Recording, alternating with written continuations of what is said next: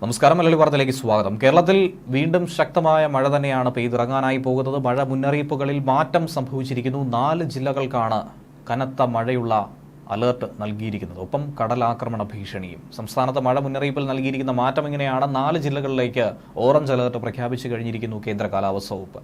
പത്തനംതിട്ട, കോട്ടയം, എറണാകുളം, ഇടുക്കി ജില്ലകളിലാണ് കേന്ദ്ര കാലാവസ്ഥാ വകുപ്പ് ഓറഞ്ച് അലർട്ട് പറഞ്ഞിരിക്കുന്നത്.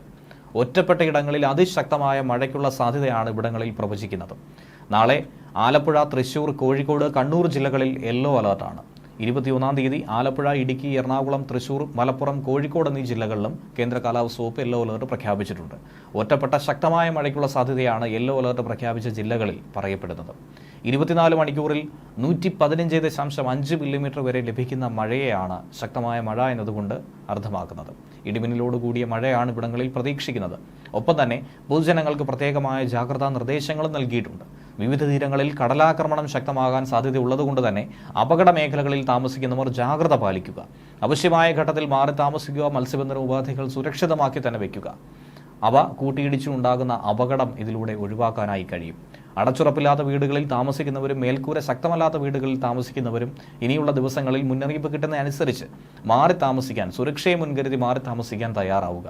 സ്വകാര്യ പൊതു ഇടങ്ങളിൽ അപകടാവസ്ഥയിൽ നിൽക്കുന്ന മരങ്ങൾ, പോസ്റ്റുകൾ, ബോർഡുകൾ തുടങ്ങിയവ സുരക്ഷിതമാക്കണം.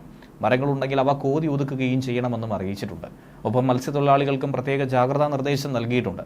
കേരള, ലക്ഷദ്വീപ്, കർണാടക തീരങ്ങളിൽ മത്സ്യബന്ധനത്തിന് പോകാൻ പാടില്ല എന്നാണ് കേന്ദ്ര കാലാവസ്ഥാ വകുപ്പ് പറയുന്നത്.